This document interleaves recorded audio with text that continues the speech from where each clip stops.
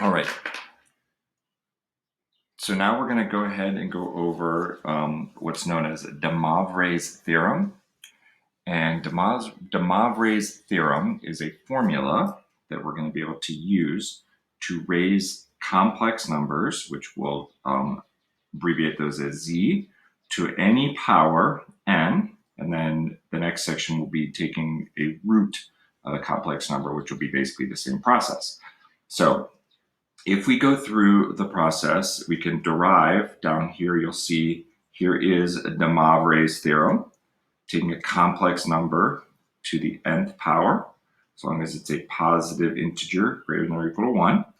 Then we're going to use the rules that we figured out in lesson 12.1 to be able to do this. So what I want you to notice is that if you take a complex number and square it, okay, then you take that number 2 and you raise the r value, the modulus, the magnitude, to that power, and then you would double the two angles because that's how the rule worked last time. So I'm just going to remind you of that rule, first of all, before we move forward, just so you're clear on how we are getting these different, this new DeMoivre's theorem.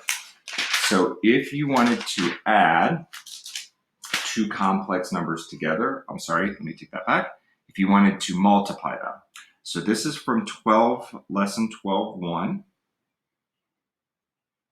and it looks like this, okay? If you want to take a complex number, z1, multiply it by a complex number, z2, you can do that, but you would, in order to make that happen and do it correctly, you would first of all multiply r1 times r2, and r is, of course, the modulus or the magnitude of that complex number based on the polar coordinate, like r theta. So r1, r2 times the cosine of theta 1 plus theta 2. So you add the two angles together when you are multiplying the two complex numbers, theta 1 plus theta 2, plus, and then the I goes right there, and then you do the sine of, again, the sum of theta 1 plus theta 2. So just like when we first learned how to add and multiply numbers a long, long time ago, we can see that multiplying and adding kind of go together like this, okay? And then for division, it's a very similar process. If you want to divide two complex numbers, you would divide the modulus of each number, or the magnitude, and then you would multiply by the cosine of the angles subtracted, and it would be theta 1 minus theta 2 in that order, plus I sine of theta 1 minus theta 2, again in that particular order. Okay, so now that we know that we can do those two things, okay, then now we can use that to derive what we know now to be DeMoivre's theorem. So as you look through, if you wanted to multiply or take something to a power, that would mean that you would square. It'd be r times r. If you wanted to cube it, you would take r, whatever the squared one was, and multiply it by one more. So anyway, this is how we derive the rule for DeMoivre's theorem. So let's kind of focus on now using it. DeMoivre's theorem is a way to take a complex number written in this form with sine and cosine. It's polar form because it does involve an angle. And we use DeMoivre's theorem to write that in standard form, not in polar form, like this. So let me go ahead, I'll go through the process for you. So for DeMoivre's theorem, it's going to look something like this. Okay, so you have a complex number that needs to be taken to a power. In this case, the power is 3. So I'm going to go up here to do this problem. So if you want to cube a complex number, the way that you do that, okay, is you take the r value and cube it. So in this problem, the r value happens to be 2, right there. So I'm going to put 2 right here, 2 to the third. and then we multiply that times the cosine of the angle 20 degrees, but we multiply that angle by 3 because 3 is the power. So it's going to look like this. 3 times 20 degrees. Okay. Then we add I times the sine of, and once again we do that same angle, 3 times 20 degrees. So pretty quickly then that will become 60 degrees like this. So I'm just applying DeMoivre's theorem in order to do this problem down here, taking that number. So R was 2, and of course, theta is 20 degrees. All right, so let's kind of simplify this a little bit. So we know that 2 to the third would equal 8. And we should also know that we're finding what the cosine of 60 degrees, which we know that, and I times the sine of 60 degrees, which we also know that. Okay, so the next step is going to look like this. It's going to be 8 times the cosine of 60. If you look at your unit circle, that's going to be 1/2. I times the sine of 60, and the sine of 60 is square root of 3 over 2. So we're going to have 8 times 1/2. Distributing that, we get a 4. And then 8 times radical 3 over 2 with an I. We would do 8 over 2 and get 4. So that would mean 4i. Don't forget there's a radical 3 right there. So that would be our final answer if we wanted to get write that to the third power, and that's in standard form just like that. Okay.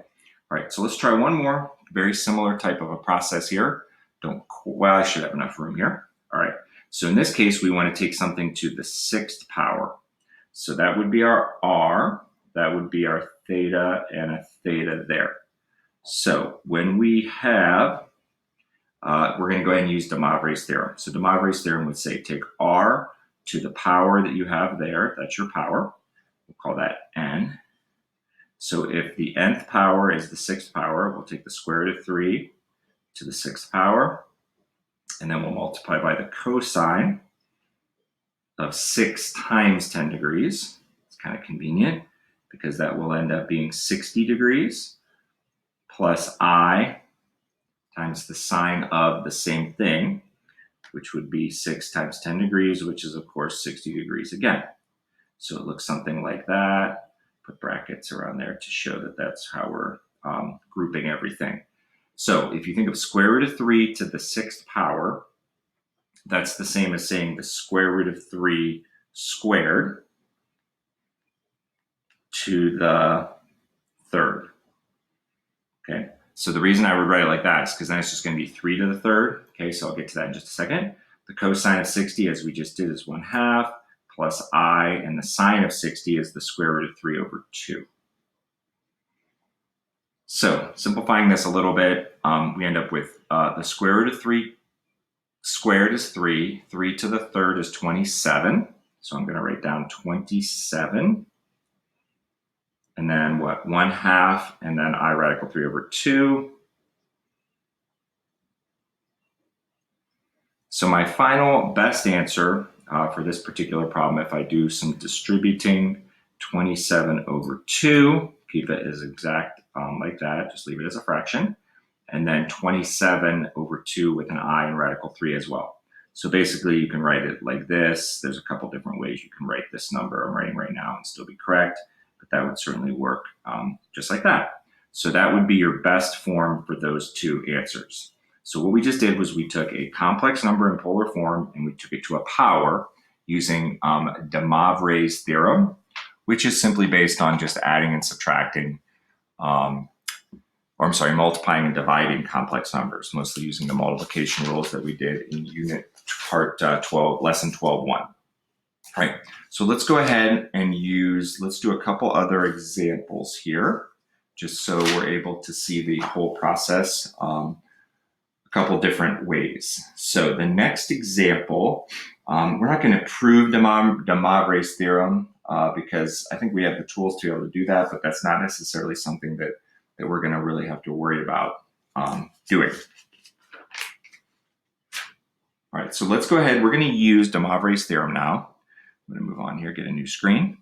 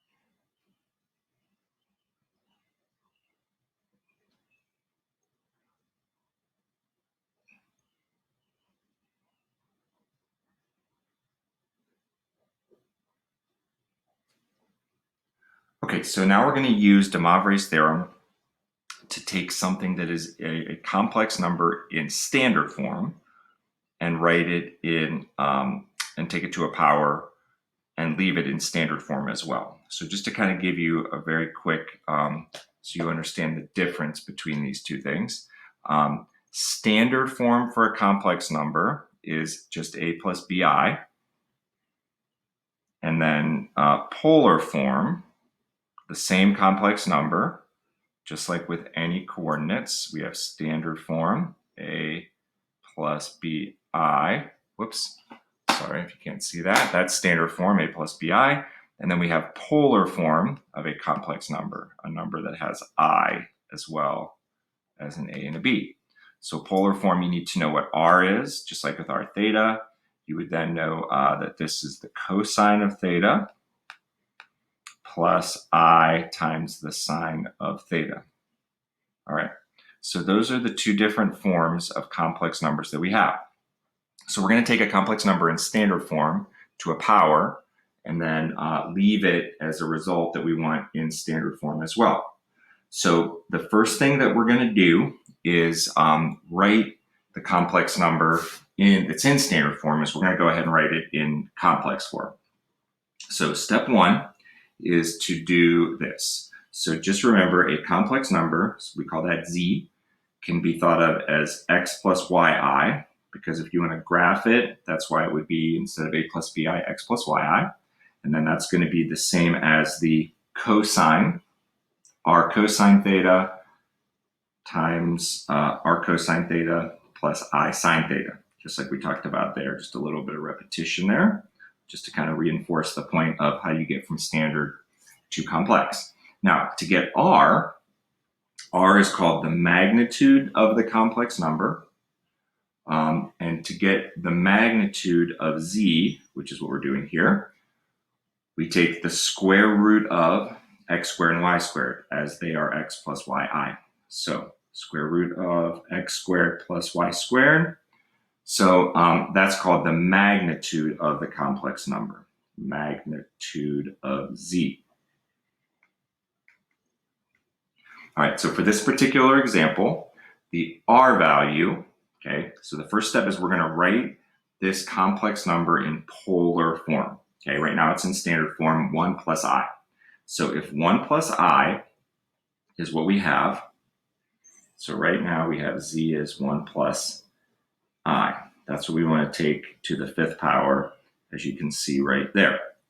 So the first thing we're going to do is find the modulus, or the magnitude. And to do that, we're going to do r is equal to the square root of, and we'll take x being 1 squared, okay, plus y, which is also 1 squared, And so what we end up with is the square root of 2. So that's going to be the r value, or the modulus. And then we're going to use the cosine and sine, then would be the next two values that we would have. So what we would do is we would say that the complex number, so we're going to write 1 plus I is equal to, and then our r goes here. And then we'll say, what is the cosine of the angle plus I times the sine of the angle? So we need to do this. The cosine of an angle goes there.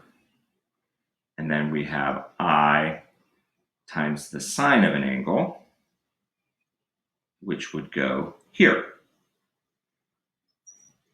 So if we look at this carefully and think about this, in order to get 1 plus I, like that, this cosine of theta is going to have to be 1 over the square root of 2.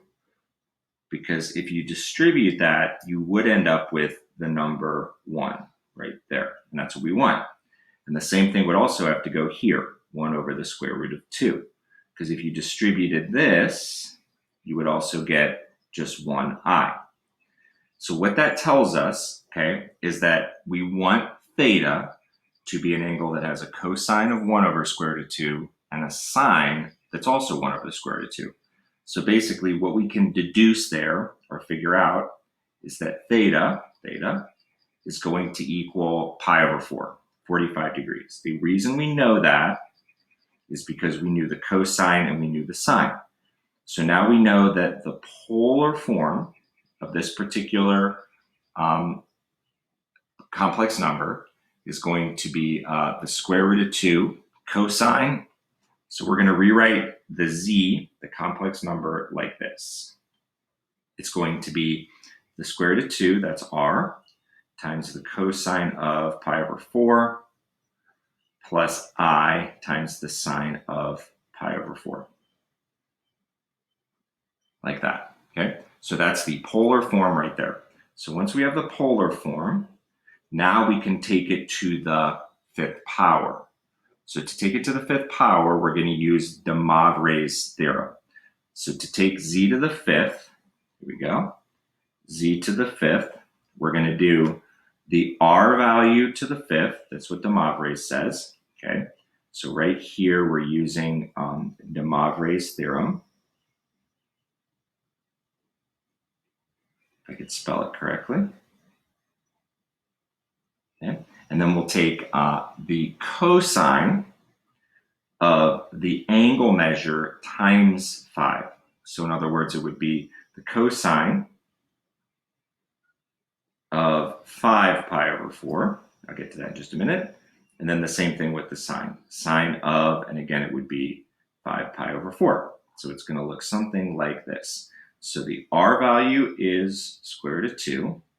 The 5 gets multiplied by pi over 4. And it also multiplies by pi over 4 here.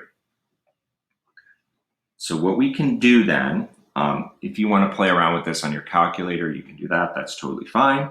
But if you're going to take r to the 5th, the square root of 2 to the 5th, I'm going to think of that as, let's do the square root of 2 to the 4th.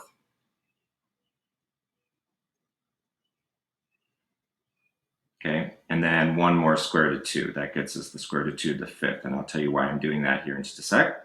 The square root of 2 to the 4th power is just going to be 4. It's 2 times 2. So that's going to end up being 4 square root of 2.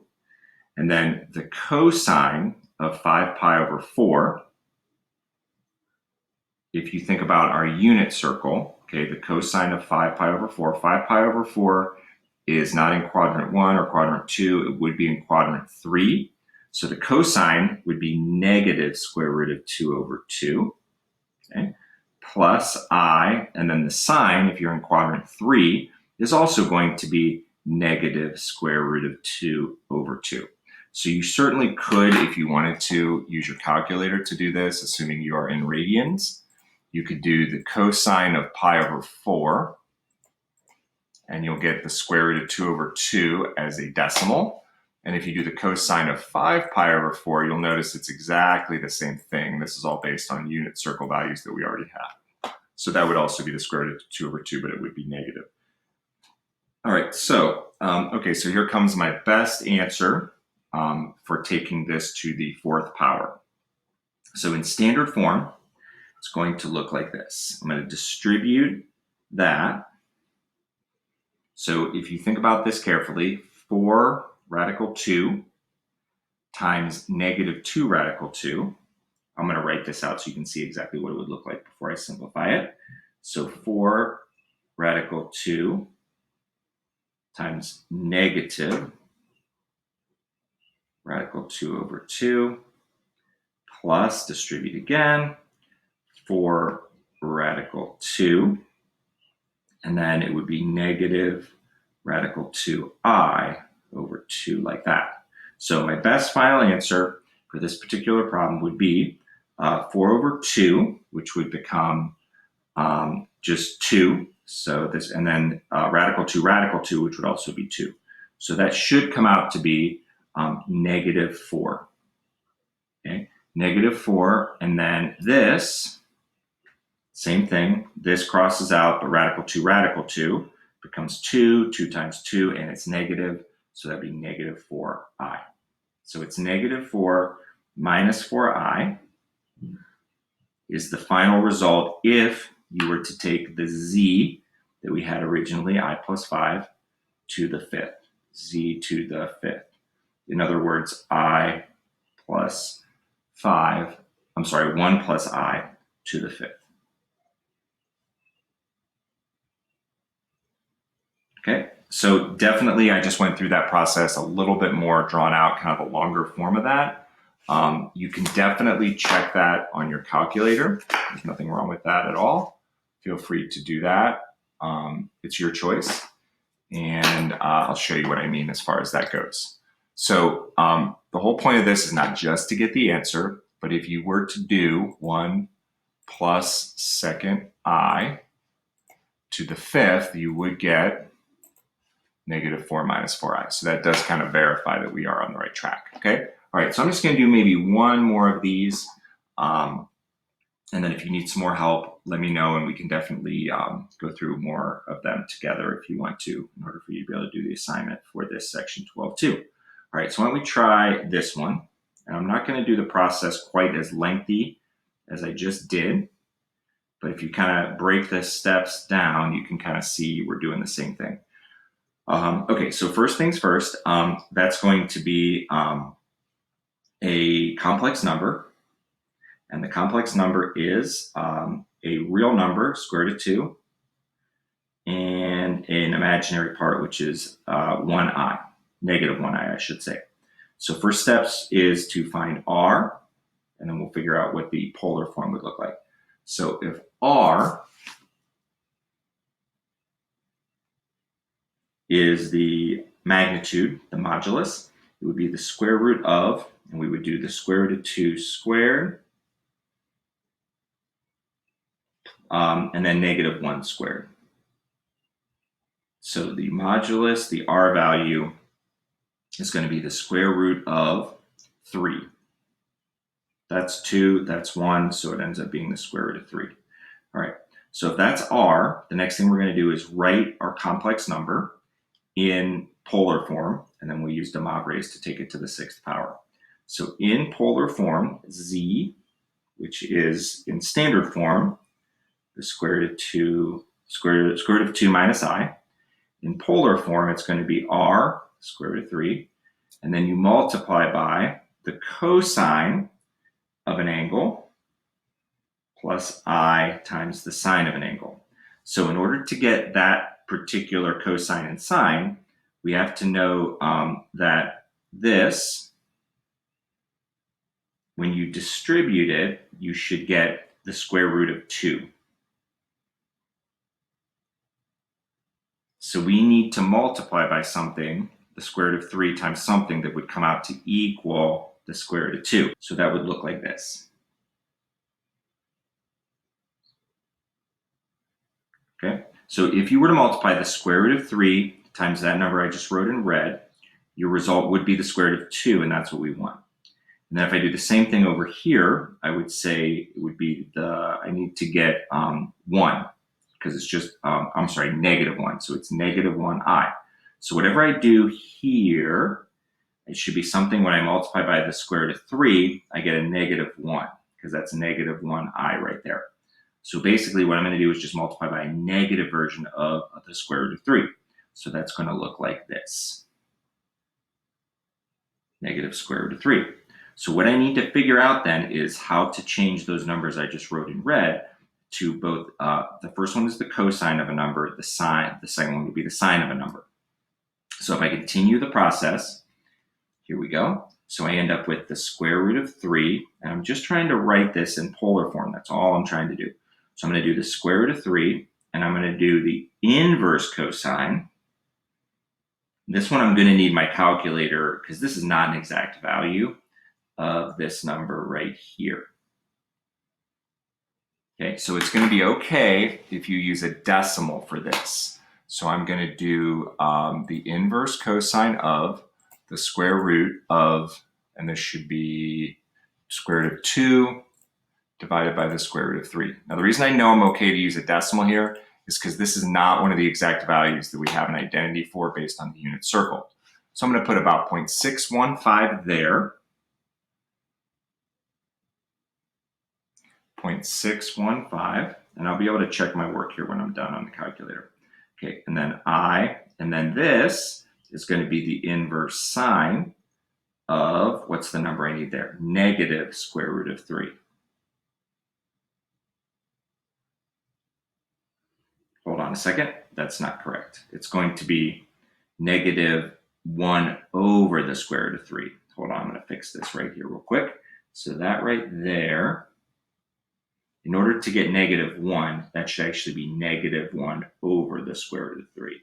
Now, if that were a tangent, we would know what it is, but it's not. It's a sine, so we're going to have to do this. Okay, so on my calculator, again, second sine 1 divided by, and then I'll do the square root of 3 like that. There we go. So that's going to be the same angle. Good. And if that turned out to be a different angle, we would have a problem there. Because remember, whatever theta is for one, it has to be the same for the other. Okay, so I'm going to put 0.615. So if that angle would have been different, we would have been able to figure out what's going on and the reason why. All right, so what we just did was we figured out z from standard form, and now we have z, or a complex number, in polar form right there. So now our goal is to take that to the 6th power, and then we'll check our results. So using DeMoivre's, we're going to take z to the 6th power. So that's going to mean we take r to the 6th, that's the square root of 3, to the 6th power. And then we'll take the cosine of 0.6145. I'm sorry, I take that back. Let me back up just a minute here, guys. Erase that. All right, I'm going to write this complex number in just a little bit better form here. So we have r square root of 3, and then we should have the cosine, not that, it should be the cosine of 0.615 plus I times the sine of 0.615. Sorry, I got ahead of myself on the angle measure there. So I'm going to cross that out. There we go.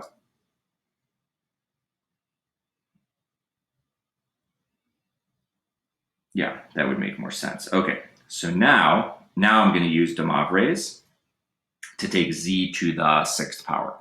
Sorry about that. All right, so if that's z, to get z to the 6th, I'm going to go ahead and use DeMoivre's theorem, which you definitely don't have to memorize, but you should be able to look up. DeMoivre's.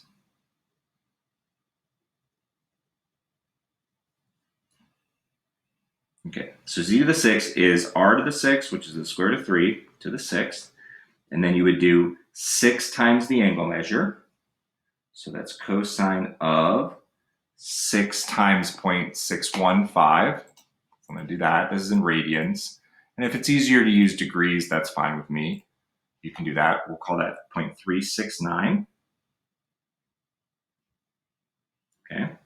So that's 6 times this angle measured to get that one, plus I times the sine of, and I'll do the same thing, 0.3 or 3.69. Here, I'm going to give myself just a little bit more space here. I wrote that a little bit too big.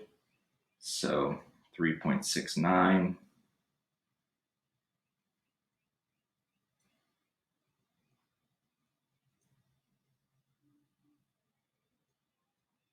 Plus I times the sine of 3.69. Okay, so the square root of 3 to the 6th is going to be the same as taking the square root of 3 squared, which is 9 to the 3rd. You can use your calculator if you're kind of sick of doing that kind of thing. So if I take that to the 6th, it's just like taking, let's see, 3 to the 3rd. I'm sorry, the square root of 3 squared is 3, 3 to the 3rd, 27. So my final result would be something like this. It would be 27, and then it would be cosine of 3.69 is 3.69, since I already had that, negative, what do we got? 0.853.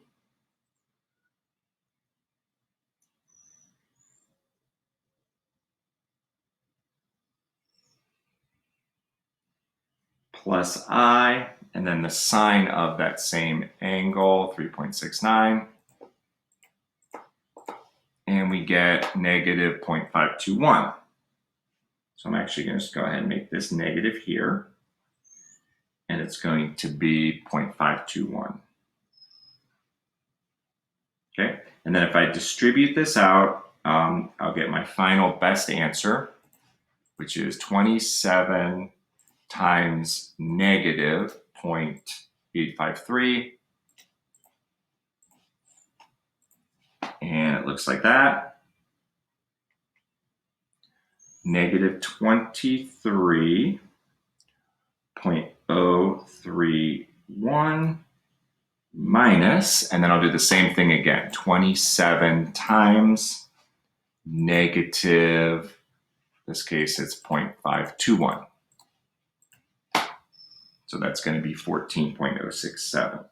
All right, so if I want to, I can check my answer by taking the standard form of z to the 6th and see if I'm right.